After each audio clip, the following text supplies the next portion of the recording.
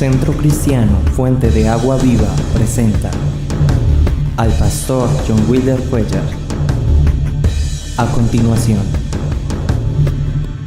el versículo número 1 del segundo libro de Crónicas, capítulo número 20, dice así, sígame por favor, dice: pasadas estas cosas, aconteció que los hijos de Moab y los de Amón, y con ellos otros de los amonitas, vinieron contra Josafat a la guerra. ¿Está conmigo? Dice el versículo número 2, y acudieron algunos y dieron aviso a Josafat diciendo: contra ti viene una gran multitud del otro lado del mar y de Siria. He aquí están en Hasezón Tamar, que es en Gadí.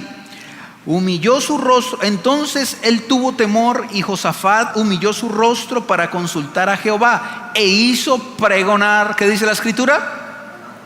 Vamos, más fuerte. ¿Qué dice? A todo Judá. Y se reunieron los de Judá para pedir socorro a Jehová, y también de todas las ciudades de Judá vinieron a pedir, ¿qué dice la escritura?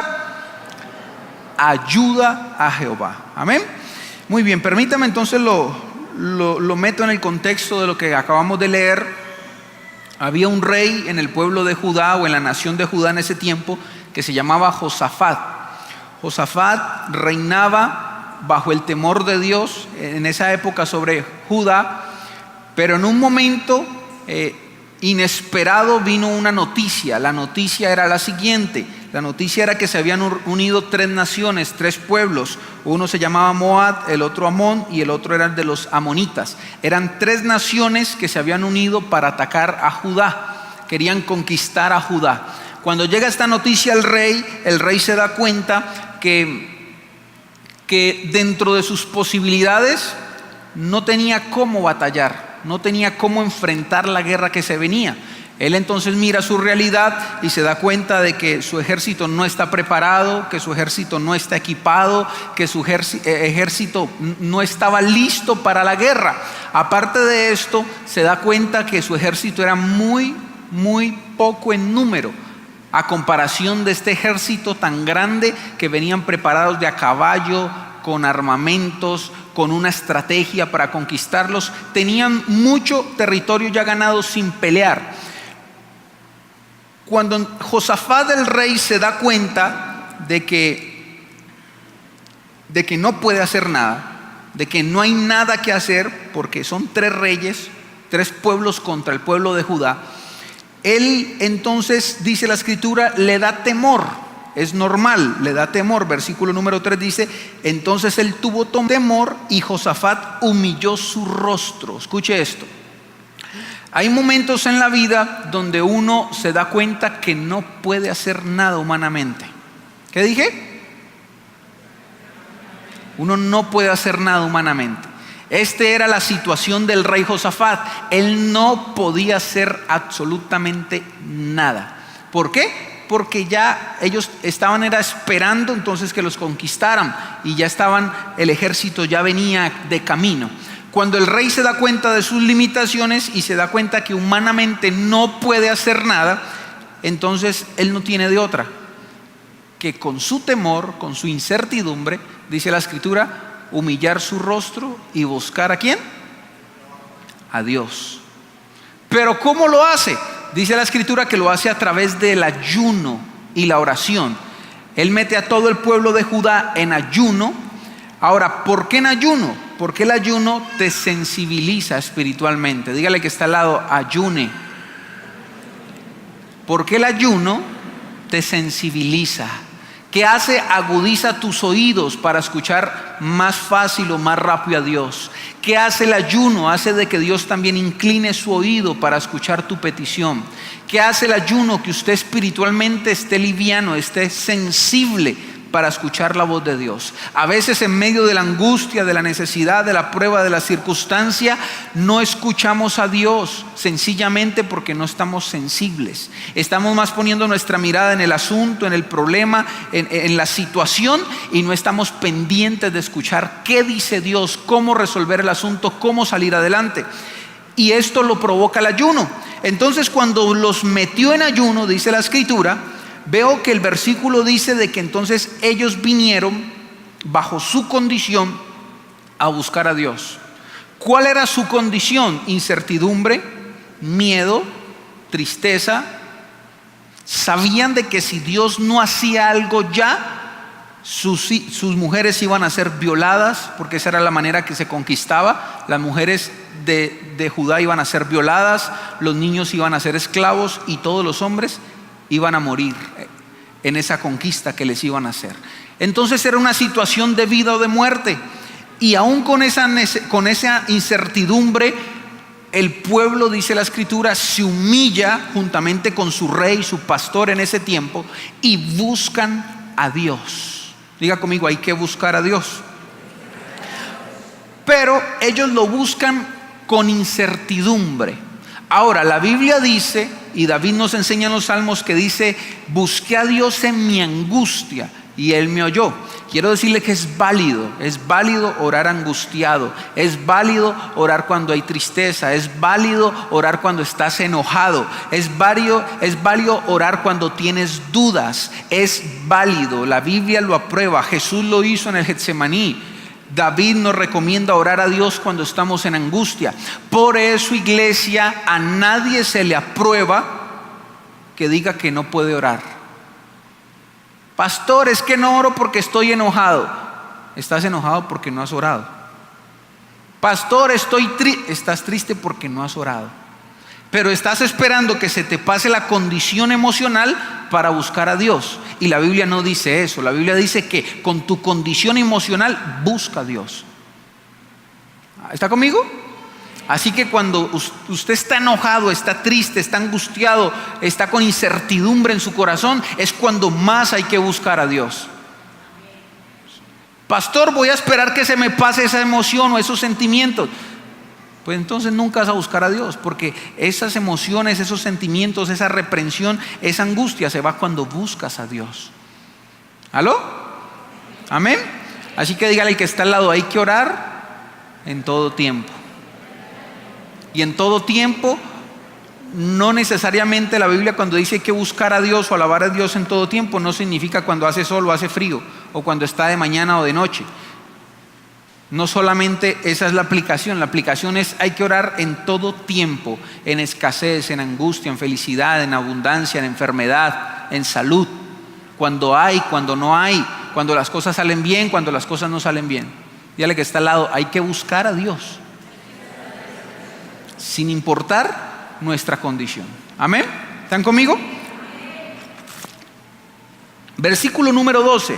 Mire lo que dice, y la condición del pueblo, cómo buscaban a Dios. Dice el versículo número 12. Empieza con una exclamación y dice: oh Dios nuestro, no lo juzgarás tú, porque en nosotros no hay fuerza contra tan grande multitud que viene contra nosotros. Escuche cómo decía el rey: no sabemos qué hacer y a ti volvemos nuestros ojos. Dice la Escritura, vuelvo a leerlo para usted, versículo 12. Oh Dios nuestro, no los juzgarás tú, porque en nosotros no hay fuerza contra tan grande multitud que viene contra nosotros. No sabemos qué hacer y a ti volvemos. ¿Qué dice la Escritura? Nuestros ojos. ¿Se da cuenta? La condición del rey y del pueblo era: no sé qué hacer. No sé qué hacer. Estoy en un momento de mi vida que me encuentro en la espada y la pared y no sé qué hacer. No sé si correr, si huir, si enfrentar la situación, si mentir, si llorar, si alegrar. No sé qué hacer. Yo no sé si alguna vez usted se ha sentido en esa posición cuando suceden cosas en su vida que usted dice: no sé qué hacer. ¿Aló? ¿Cómo hago con esta situación? ¿Cómo hago con esta adversidad? ¿Cómo hago para tomar decisiones? El rey era sensato. Él era sensato. Él decía: Dios, yo soy el rey, yo tengo que tomar decisiones, pero yo estoy limitado, no sé qué hacer. Pero si hay una cosa que podemos hacer, levante su mano, diga conmigo: aunque no sé qué hacer, a la vez sí sé qué hacer, que es buscar a Dios. ¿Cuántos dicen amén? Cuando usted no sepa qué hacer, ¿qué tiene que hacer? Buscar a Dios. Entonces se reúne todo el pueblo ayunando escuche la situación, ayunan y empiezan a clamar a Dios, pero en angustia. ¿Cómo es la oración de un pueblo que busca a Dios en su angustia, en su aflicción? Yo me imagino a todo el pueblo: Señor, sálvanos. Señor, nos van a matar. Señor, ahí vienen los enemigos. Señor, ahí vienen las malas noticias. Dios mío, esos carros son muy grandes. Esa gente van a violar nuestras... Eso es una oración con angustia. Así estaba orando el pueblo. Ahora escuche, estaban orando a Dios, pero su corazón estaba en el problema. ¿Aló? Estaban orando a Dios porque solo Dios podía ayudarlos, pero su corazón estaba en la situación. O sea, en otras palabras, ellos oraban a Dios, pero sus ojos estaban puestos en el problema. ¿Está conmigo? Ahora, en medio de esa situación, salta a escena un prototipo de David, un muchacho que nadie conoce, un muchacho que está en medio del pueblo y que nadie sabe quién es. Este muchacho se llama Jaasiel, dice el versículo número 14, mire lo que dice, escuche muy bien, dice así: y estaba allí ¿quién? Diga conmigo, Jaasiel. ¿Quién era Jaasiel? Hijo de Zacarías, hijo de Benanía, hijo de Jehiel, hijo de Matanías, levita de los hijos de Asaf, sobre el cual vino, ¿quién vino? El Espíritu, diga conmigo, el Espíritu de Jehová. ¿En medio de qué?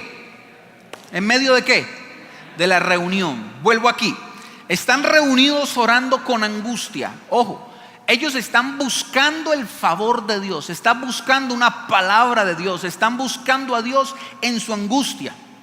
Pero dice la escritura que en 1 millón, 2 millones, 3 millones, 5 millones, no sé cuántos habían en ese momento, todo el pueblo de Judá, en un montón de gente, Dios escoge a un muchacho llamado Jaasiel, que era levita, o sea, era adorador, un muchacho adorador que adoraba a Dios. Lo escoge para que su espíritu venga sobre él y lo tome para traer dirección al pueblo de Dios. ¿Alguien me escuchó? ¿Por qué no vino sobre el rey o sobre los profetas designados en la época? ¿Por qué no vino sobre aquellos que quizás estaban en ese momento orando con más fuerza, con más ganas, con más devoción, con más coraje?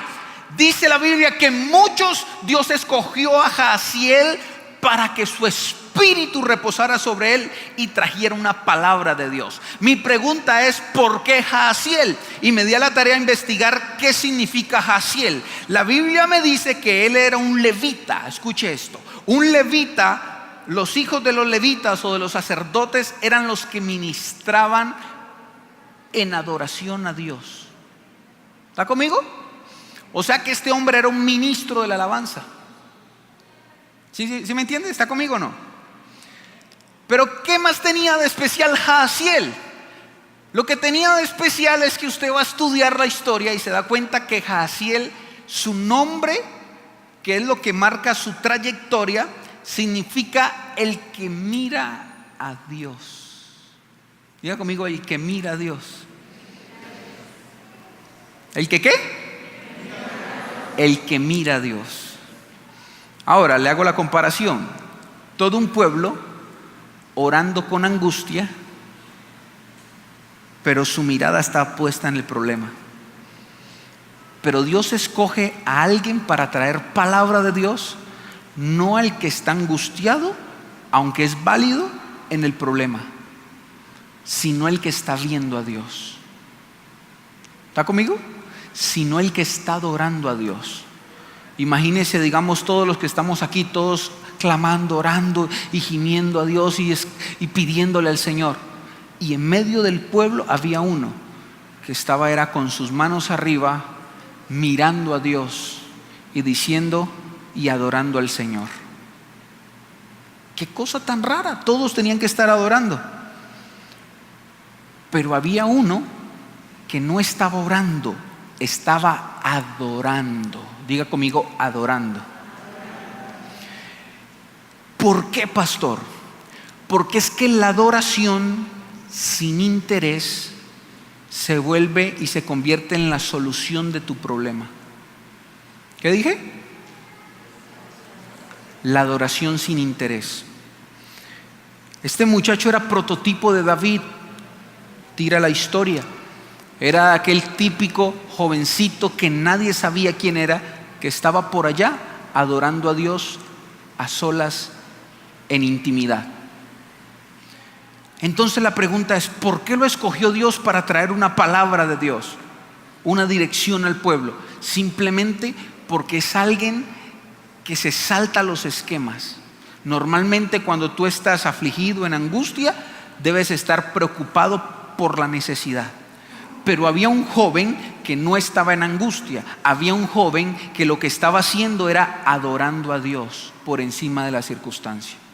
Todo el pueblo estaba desesperado, pero uno decía, yo sé que hoy puede ser mi último día. Yo sé que hoy me puede sorprender la muerte. Yo sé que hoy pueden venir malas noticias. Pero mis ojos están puestos en Jesús, en el autor y el consumador de lo que yo creo, de mi fe. Entonces todos estaban viendo a los terroristas venir, pero él estaba con sus ojos en el cielo y diciendo, Dios, hoy es mi último día, pero si hoy es mi último día, yo no quiero dejar de hacer lo que ya hago por amor a ti, poniendo su mirada en Dios.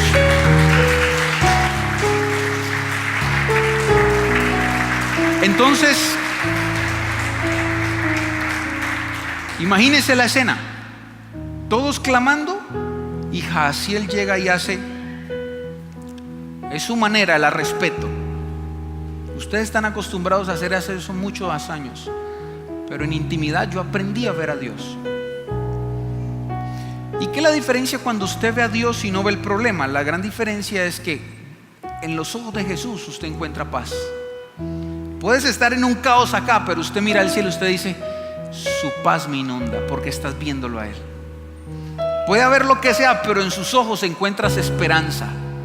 Puedes estar pasando lo que sea, pero cuando miras a Dios, en sus ojos hay tranquilidad, hay paz. En sus ojos hay una palabra que te dice que ya la has escuchado, pero ahora las estás viendo directamente de Dios. Tranquilo, yo estoy contigo. Mi mano no se ha cortado para salvar. ¿Cuándo viene esa palabra de Dios a tu vida? No cuando estás clamando angustiado, aunque Dios responde, sino que viene serenidad, sobriedad a tu vida cuando usted aprende por encima de la circunstancia a mirar a Dios.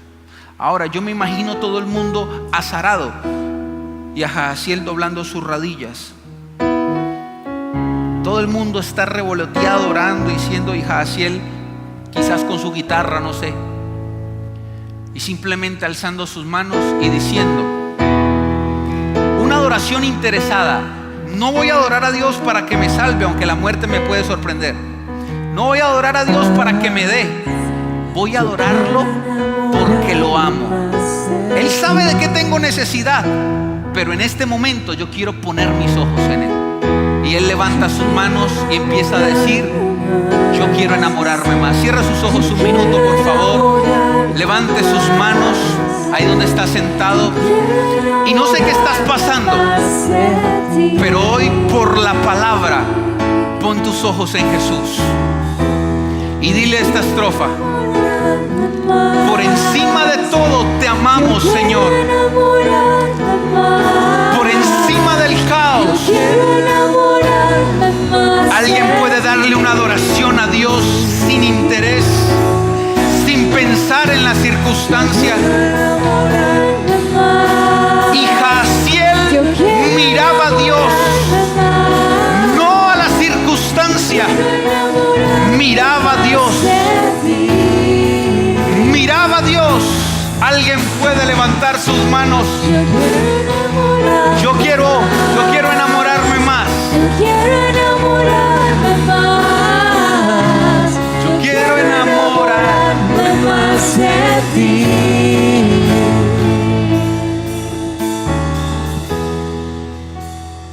¿Cuántos dicen amén? Y mientras Jahaziel estaba adorando a Dios, diga conmigo, adorando a Dios, poniendo sus ojos en Dios, dice la escritura que el Espíritu de Dios vino sobre él. ¿Por qué el Espíritu de Dios viene a traer una palabra sobre alguien que adora a Dios? Porque es que tú puedes recibir la palabra de Dios y si estás angustiado no la puedes aplicar. Porque tú puedes recibir una palabra de Dios, una dirección de Dios, y si no tienes paz y no sabes administrar la unción que Dios te ha dado, aunque la tengas, puedes tomar malas decisiones. El Espíritu de Dios vino sobre alguien que no estaba angustiado.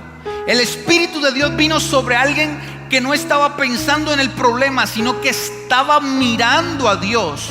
Y cuando Jahaziel estaba mirando a Dios, vino el Espíritu de Jehová, dice la escritura, en medio de la reunión. Versículo número 15 dice: y dijo, el Espíritu de Dios usó a Jahaziel para traer una palabra de Dios. Y dice la escritura, versículo número 15, y dijo: id Judá todo, y vosotros moradores de Jerusalén, y tú rey Josafat, Jehová os dice así: no temáis ni os amedrentéis, delante de esta tan grande multitud, porque no es vuestra la guerra, sino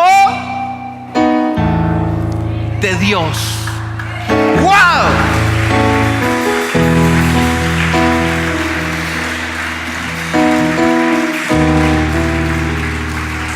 Dios usa a Jahaziel y Jahaziel trae una palabra para el pueblo. La palabra es: como profeta Dios dice, no se amedrentéis, no teman, no desmayen, porque yo estoy contigo. Quiero decirles que aquellos que me buscan desinteresadamente y ponen su vida en mis manos, entonces todo lo que tenga que ver con ustedes es conmigo, dice Dios. Y de ahora en adelante tus problemas serán mis problemas, tus angustias serán mis angustias, tus necesidades serán mis necesidades. Y dice Dios, la palabra que Dios dice es: no es tuya la guerra, sino mía, dice el Señor. Ahora escuche esto. ¿Qué hace la palabra de Dios en tu vida? Solucionar el problema, mas no la circunstancia. No sé si a usted le ha pasado que a veces usted dobla sus rodillas y empieza a buscar a Dios, y en medio de que buscas a Dios viene una palabra que trae dirección, viene una promesa que te llena de esperanza, viene una palabra de Dios que te llena de fuerza, de vigor, de ganas de seguir adelante, de ganas de continuar, de creerle al Señor. Esa palabra, cuando tú estás sobre tus rodillas, es lo que ya sabes, es lo que ya Dios te ha dicho. ¿Qué te ha dicho Dios a través de la palabra? Yo estoy contigo, tu familia es mía, yo salvaré, yo sanaré. Todas las promesas que Dios tiene, que tal vez ya las has escuchado del pastor, pero la gran diferencia es que ahora Dios te las está diciendo y recordando. Y usted se levanta de sus rodillas y va empoderado: tengo dirección de Dios. La circunstancia está, pero ahora tengo una palabra de Dios, que por ella voy a caminar.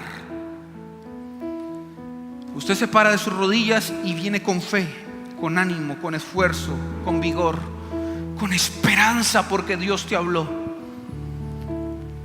Pero el problema sigue. ¿Qué dije?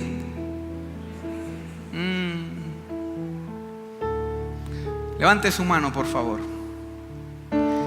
Es que tu problema no es la circunstancia que atraviesas. Dígale que está al lado con su mano arriba, dígale: tu problema no es la circunstancia que atraviesas.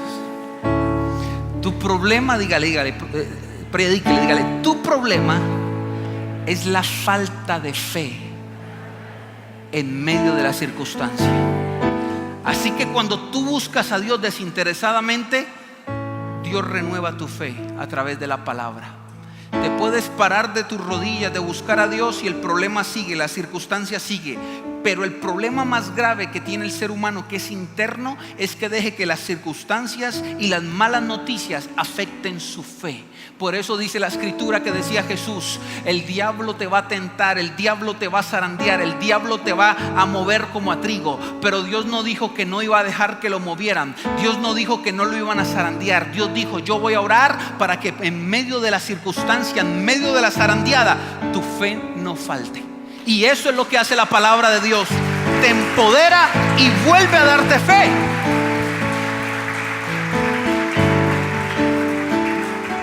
La gran diferencia de una persona que tiene una palabra y una promesa de Dios a una que no la tiene, o ha dejado que la circunstancia apague su promesa. Que usted enfrenta las circunstancias diferentes, ya tienes palabra, ya tienes dirección de Dios. Dios me dijo que Él iba a pelear por mí. La circunstancia está, pero por dentro Dios ya solucionó mi problema. Yo tengo esperanza, yo tengo fe, yo tengo una palabra que la tomo, me aferro a ella y camino por ella. Pero el que no tiene la palabra clara sigue estresado, sigue angustiado, sigue en el momento, sigue en las circunstancias, sigue en la necesidad. ¿Por qué? Porque no tiene una palabra de Dios que lo direccione, que lo lleve, que lo anime, que lo fortalezca, que le llene su fe, que le dé esperanza para seguir, para conquistar. Pero el problema sigue, pero por dentro ya lo solucionaste. Así que puedes venir a la iglesia con tu circunstancia, pero tu problema ya se solucionó y por eso levantas tus manos a Dios en la iglesia. Puedes venir con tu circunstancia todavía no solucionada, pero ya Dios te dio una palabra y por medio de esa palabra te regocijas. Por medio de esa palabra levantas tus manos. Por medio de esa palabra oras con autoridad. Por medio de esa palabra que te direcciona. Entonces usted dice: un momentico, mi circunstancia es esta, pero yo tengo una palabra. Y la Biblia dice que por la fe el justo vivirá. Dios soluciona nuestros problemas.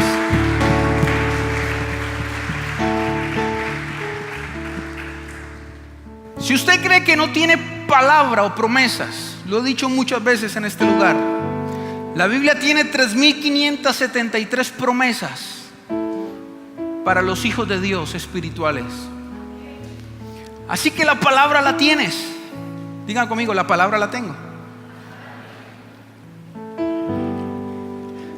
Pero no solo basta tener la palabra, sino que toda palabra que sale de la boca de Dios no volverá vacía. O sea, se tiene que cumplir.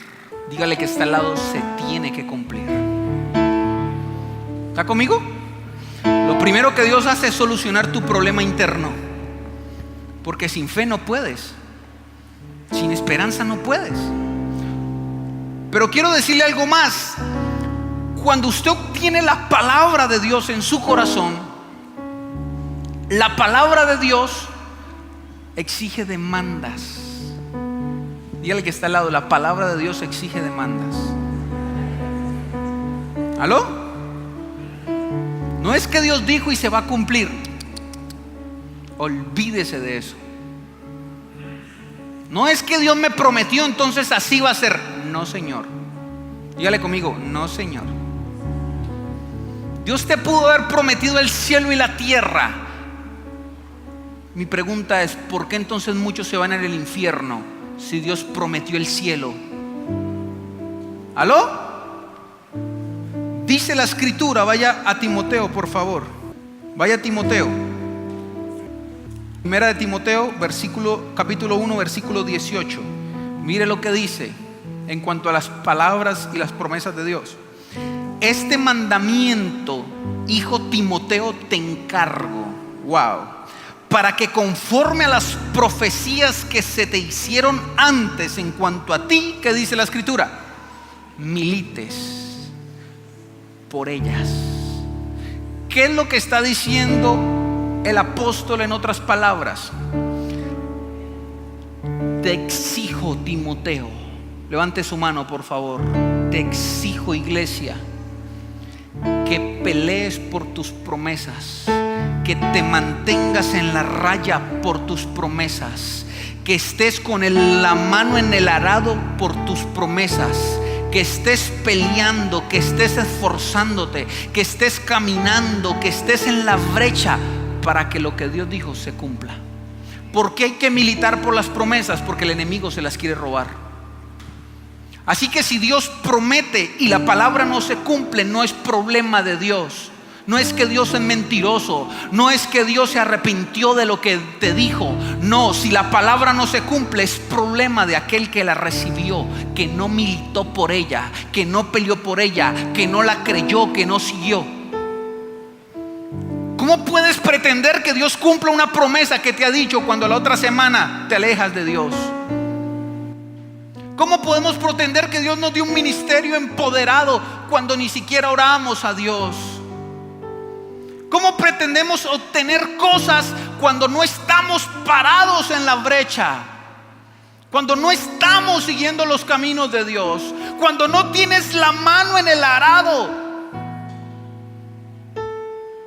Y la gente por falta o por mucha ignorancia se enoja con Dios. Dígale que está al lado, Dios no tiene el problema lo tienes tú, dígale. Así que las palabras tienen demanda. Dígale que está al lado, las palabras tienen demanda. ¿Cuál es la demanda? Volvamos a Crónicas. ¿Cuál es la demanda de la palabra de Dios? La palabra de Dios fue: yo voy a pelear por ti. Pero cuando Dios suelta la palabra, también manda la demanda. ¿Está conmigo? No es yo te bendeciré. Sí, Dios le dijo a Abraham: yo te bendeciré y te engrandeceré. Pero también le dijo la demanda. ¿Cuál fue la demanda? Sal de aquí, deja tu familia. ¿Aló? Clama a Jehová y Dios te escuchará. La promesa es que Dios te va a escuchar, pero la demanda es que lo busques. Toda palabra de Dios tiene una demanda. Dígale que está al lado, toda palabra de Dios tiene una demanda. Así que si tu promesa es muy grande en tu vida, así es la demanda de Dios para tu vida. Dice el versículo entonces número 16. Aquí viene la demanda. Yo voy a pelear por ustedes, pero aquí viene la demanda. La instrucción es: mañana descenderéis contra ellos. He aquí que ellos subirán por la cuesta de Cis, y los hallaréis junto al arroyo antes del desierto de Jeruel. Y habrá para que peleéis, no habrá para que peleéis vosotros en este caso. Paraos, estad quietos y ved la salvación de Jehová con vosotros. Oh Judá y Jerusalén, no temáis ni desmayéis. Salid mañana contra ellos, porque Jehová estará con nosotros. La demanda es la siguiente: yo voy a pelear por usted, pero yo quiero que usted vaya a la línea de batalla. ¿Aló? Yo voy a pelear por usted, dice Dios, pero yo quiero que usted vaya al encuentro de sus enemigos. Eso es lo que está diciendo la Biblia. Y cuando estés en la línea de batalla, yo quiero que te pares y no hagas nada. No quiero que pelees, solo quiero que veas que yo voy a pelear por ti. La demanda no era tan sencilla, porque le estaba diciendo a un pueblo que vaya a encontrarse con sus enemigos. Y sus enemigos venían de a caballo, venían a matar, venían a destruir. Y hay una palabra que me exige a mí que vaya. Qué cosa tan extraña. Yo podría decir: ¿para qué voy a ir si me van a matar? ¿No sería más lógico salir corriendo en vez de ir a alcanzarlo? ¿No sería más lógico huir o esconderme en vez de mostrarme a los que me quieren matar? La demanda no era sencilla. Y ahí es donde empieza, cuando Dios da una palabra y da una demanda de su palabra, viene el proceso al cumplimiento. Tienes la palabra, tienes esperanza, pero la palabra de Dios se tiene que cumplir. Y para que se cumpla, entonces empieza el camino del proceso. ¿Cuál fue el proceso del pueblo de Judá? El proceso era que ellos tenían que salir de Judá y empezar a caminar hacia el desierto. ¿Qué podía pensar el pueblo mientras caminaba al desierto? Qué cosa tan extraña. Dios prometió que nos iba a salvar, pero parece que yo fuera más bien a ayudarles a que me mataran. Qué cosa tan extraña. Dios dijo que iba a pelear conmigo, pero ¿por qué yo voy al encuentro con ellos? Qué cosa tan extraña. ¿Por qué Dios me pide a mí que vaya a ver a mis enemigos? Y en medio del proceso al cumplimiento de la palabra de Dios en tu vida es donde muchos se quedan, porque tenemos la palabra, y cuando empezamos a caminar en la demanda de lo que Dios nos pide que hagamos para llegar al cumplimiento, ahí vuelve la incredulidad. ¿Por qué? Porque dice: qué cosa tan extraña, diezmar sin tener dinero. Yo no entiendo cómo yo puedo diezmar si no tengo dinero. ¿Cómo yo puedo ofrendar cuando no tengo comida en mi casa? ¿Cómo yo puedo venir feliz a la iglesia cuando tengo problemas? ¿Cómo yo puedo comprometerme con Dios cuando... Y empieza la demanda, y uno no entiende por qué va hacia los enemigos, pero hay que ir. Y en el proceso, versículo número 20, dice entonces el que está dirigiendo al pueblo, que es el rey Josafat, él se da cuenta que la demanda no era fácil. Diga conmigo: la demanda no es fácil. Dejar a los familiares no era fácil para Abraham. Dejar su tierra, su casa, tampoco era fácil para Abraham. Las demandas no son sencillas de Dios. Diga conmigo: las demandas de Dios no son sencillas. Implica fe. Implica que uses lo que ya Dios te dio, que es tu fe. Y cuando va caminando, entonces el rey Josafat dice en el versículo 20: y cuando se levantaron por la mañana, salieron al desierto de Tecoa. Y mientras ellos salían, Josafat, estando en pie, dijo: oídme, Judá y moradores de Jerusalén. ¿Qué les dijo? Creed en Jehová vuestro Dios y estaréis seguros, y a sus profetas y seréis prosperados. Lo que le dijo Josafat: si vas a caminar en cumplimiento a tu promesa, en otras palabras, yo te exijo que no dudes. Yo te exijo que le creas a Dios. Yo te exijo que te levantes en fe. Yo te exijo que camines, que te congregues, que ofrendes, que diezmes, que alabes, que adores, que pactes, que ayunes. Yo te exijo que sigas caminando en pos del cumplimiento de lo que Dios te dijo. Porque mientras caminas, la incredulidad no te puede tocar. Porque mientras caminas, él entendía que había que creer en Dios para que Dios los prosperara. Él entendía que había que creer en Dios para que Dios los asegurara. Iban camino hacia los enemigos, pero ellos se sentían inseguros mientras caminaban. Pero había una palabra que decía: cree en Dios, y aunque te sientas inseguros, en Dios estarás seguros. Cree en Dios, y aunque sientas que vas a morir, Dios te prosperará. Cree en Dios y camina. Camina.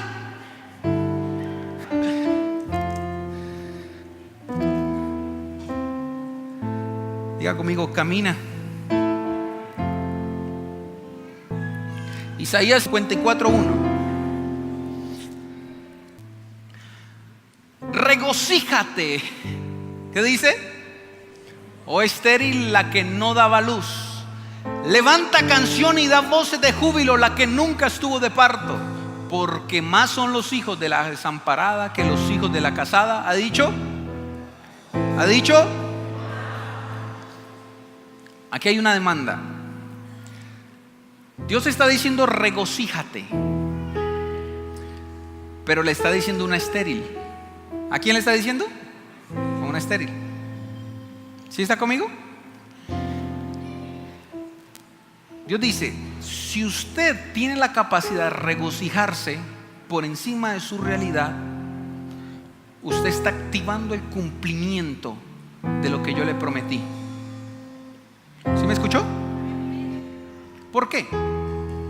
Dios dice primero: regocíjate, y le muestra la realidad estéril. Es como que Dios te dijera: regocíjate, que te van a quitar la casa. Regocíjate, y te muestra la realidad. Regocíjate, que tus hijos están perdidos por ahora. Regocíjate, tú que estás enfermo. Regocíjate, tú que estás triste. Regocíjate, tú que estás mal.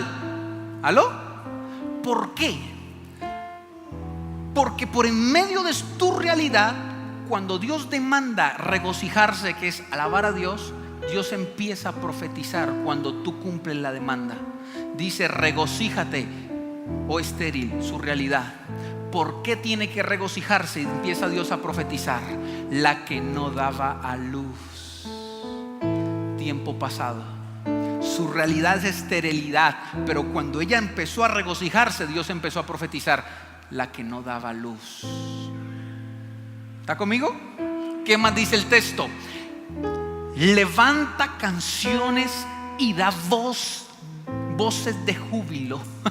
En otras palabras, ¿qué está le diciendo? Alaba al Señor, dánzale al Señor, muévete, regocíjate en Dios, porque es cierto que tu realidad dice que no dabas a luz, pero yo ahora estoy profetizando porque quiero decir de que no dabas a luz, o sea, vas a dar a luz. Levanta canción y da voces de júbilo. ¿Por qué? Porque es cierto que tu realidad dice que no estuviste de parto, pero más serán tus hijos que los hijos de la casada, dice el Señor. Levánteme su mano, por favor, arriba.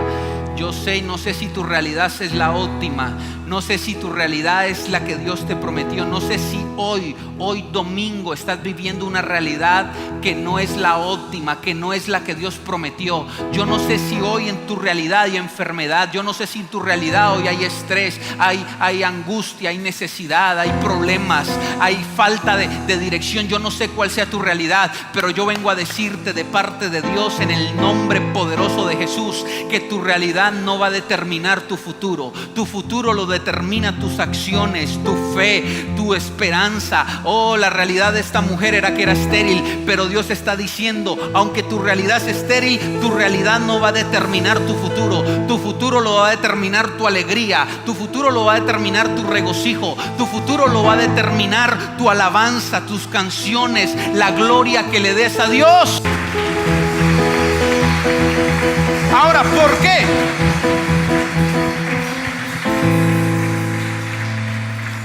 Salmos 22:3. ¿Por qué Dios demanda? Ahora, déjeme le hago la recopilación. La adoración desinteresada te conecta con la palabra de Dios. Amén. ¿Sí está conmigo? Pero la alabanza interesada te lleva al cumplimiento de la palabra de Dios. ¿Está conmigo? ¿Por qué digo desinteresada? Porque es que ¿cómo defino alabanza y adoración? Adoración es intimidad con Dios. Alabanza es cuando yo estoy hablando de sus atributos, de lo que Dios hizo, de lo que Dios hace y de lo que Dios hará. Por eso cuando una canción, si es rápida o lenta, eso no importa, pero su contenido es mostrar los atributos de Dios, se considera alabanza. Si su contenido es decir las maravillas de Dios, se considera alabanza. Lo que está diciendo entonces es: cuando yo adoro a Dios, lo adoro desinteresadamente, puesto mis ojos en Él. Pero cuando yo lo alabo, yo estoy alabándolo con propósito. Yo estoy entendiendo que mientras lo alaba, Dios está actuando a favor mío. Yo estoy entendiendo que mientras yo danzo, yo levanto mis manos, yo doy voces de júbilo, Dios está cambiando mi realidad. ¿Aló? ¿Está conmigo, sí o no? Entonces, ¿por qué la alabanza, la adoración y la alabanza son tan importantes para el cumplimiento? Porque dice la escritura en el versículo 3, dice: mas tú eres santo. Y dice la escritura: tú que habitas. ¿Dónde habita Dios? En la alabanza. Dígale que está al lado: en la alabanza. Levante su mano, por favor, y lea lo que va a salir a continuación.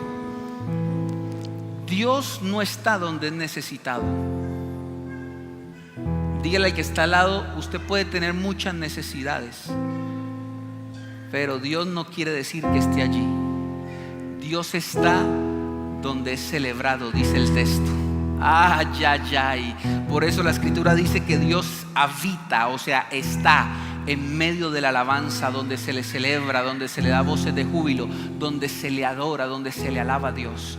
A veces pensamos de que Dios, porque hay necesidad, está Dios. No, lo único que hace la permanencia de Dios en un lugar es cuando se le alaba, o sea, cuando se le celebra. Diga conmigo: Dios no está siempre donde se le necesita, Dios está donde se le celebra. ¿Cuántos dicen amén a eso? Vamos, póngase de pie y déle el mejor aplauso al Señor, porque Él habita en medio de la alabanza de su pueblo.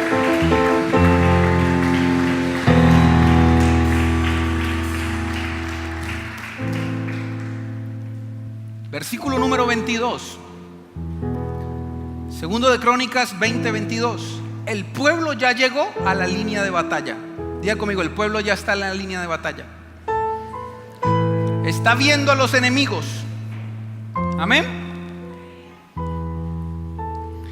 Y dice el versículo 22: cuando, diga conmigo, cuando, más fuerte, diga, cuando comenzaron a entonar cánticos ¿de qué? De alabanza. ¿Qué dice la escritura? Jehová puso contra los hijos de Amón y de Moab y del monte de Seir las emboscadas de ellos mismos que venían contra Judá y se mataron. ¡Wow! Escuche. Cuando comenzaron a alabar, Dios empezó a actuar. Pregunta: ¿por qué Dios estaba esperando que alabaran? ¿Ah? Levante su mano, levante la mano arriba y tome esta palabra. Vamos, sea violento, tómela, apropiese de ella. Porque tu alabanza es la llave al cumplimiento de lo que ya Dios te dijo. Dios había prometido que los iba a salvar, pero Dios estaba esperando que ellos alabaran para traer el cumplimiento de esa palabra. Así que Dios ya estaba listo para derrotar a tus enemigos, solo estaba esperando que el pueblo lo alabara. ¿Aló? ¿Alguien puede escuchar lo que le estoy diciendo? Versículo 22: y cuando comenzaron a entonar cánticos de alabanza, Jehová puso contra los hijos de Amón, o sea, sus enemigos, y de Moab y del monte de Seir, las emboscadas de ellos mismos que venían contra Judá. Pero ellos empezaron a matarse unos a otros. O sea, ellos estaban alabando a Dios y Dios estaba destruyendo a sus enemigos. Yo me imagino al enemigo viniendo así, haga conmigo, con espadas, con jinetes, y del otro lado el pueblo de Dios parado en la brecha. Grande y fuerte es nuestro Dios. Ellos no estaban peleando con los enemigos, ellos estaban alabando a Dios. Grande y fuerte es nuestro. Y ellos venían a destruirlo, pero el pueblo estaba diciendo, ¿cómo dice? Grande y fuerte es nuestro Dios. Y Dios empezó a destruirlos. Es nuestro y Dios empezó a confundirlos. Y fuerte es porque tu alabanza trae el cumplimiento de la palabra de Dios. Vamos, dígalo fuerte. Fuerte es nuestro Dios. Ahí se está cumpliendo las promesas. Fuerte es nuestro Dios. Grande y fuerte es nuestro Vamos, Dios. levante su mano y haga así. Y fuerte es nuestro Dios. Que se confundan. Es nuestro Dios. Vamos, más fuerte. Y fuerte es nuestro Dios. Ahí estás ganando. Y fuerte es nuestro Dios. Ahí Dios empieza a actuar. Y fuerte. Ahí Dios empieza a confundir a tus enemigos. Y fuerte. Ahí Dios empieza a darte la victoria. Alguien tiene que decirlo fuerte. Dios. Grande y fuerte es nuestro Dios.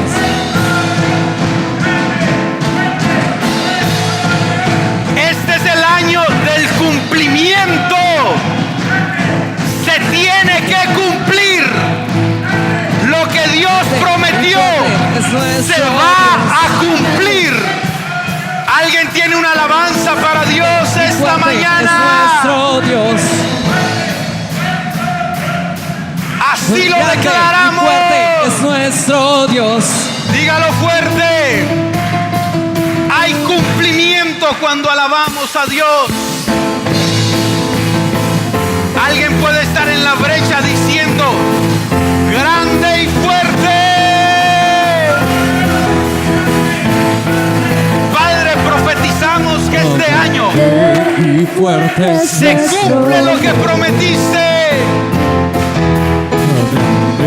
Y fuerte es nuestro Porque Dios habita en medio de la alabanza.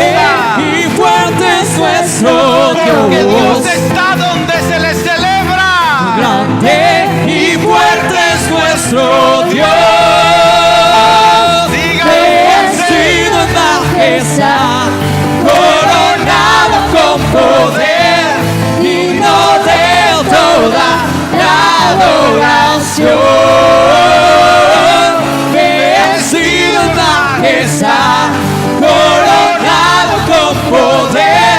toda gloria y honra sea para ti. Vamos, mire sus enemigos y dígale, Él es grande Y fuerte es nuestro Dios. Dios es grande Y fuerte es nuestro Dios. Grande y fuerte es nuestro Dios. Él va a cumplir lo que prometió. Grande y fuerte es nuestro Dios. Vencido en majestad, coronado con poder, digno de toda la adoración. Vencido en majestad, coronado con poder, toda gloria y honra sea para ti. Sí, Señor. Prepárate para decirlo. Es nuestro Dios. Vamos, dígalo con fe. Grande, fuerte, que es nuestro Dios. ¿Alguien puede decirlo? Grande y fuerte es nuestro Dios. Grande y fuerte es nuestro Dios. Grande y fuerte es nuestro Dios. Grande y fuerte es nuestro Dios. Vencido en la majestad, coronado con poder, digno de toda La adoración. vencido en majestad, coronado con poder, toda gloria y honra sea para ti. Levante su mano, por favor. Padre, yo profetizo sobre esas manos que se levantan.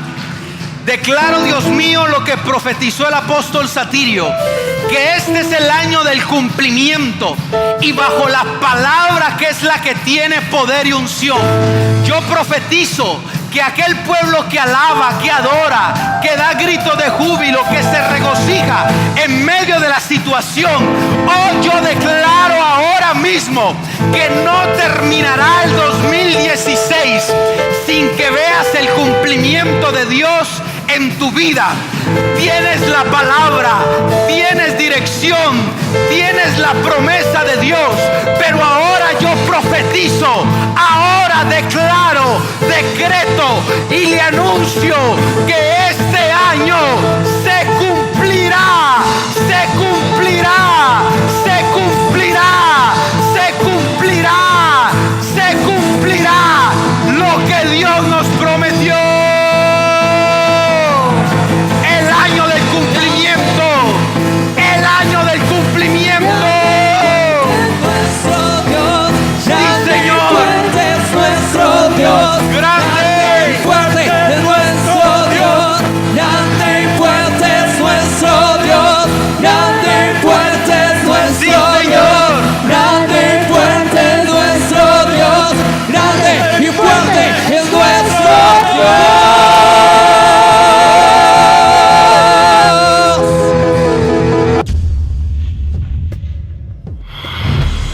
Te invitamos a nuestras reuniones, jueves 7 de la noche, domingo 10 de la mañana y 7 de la noche.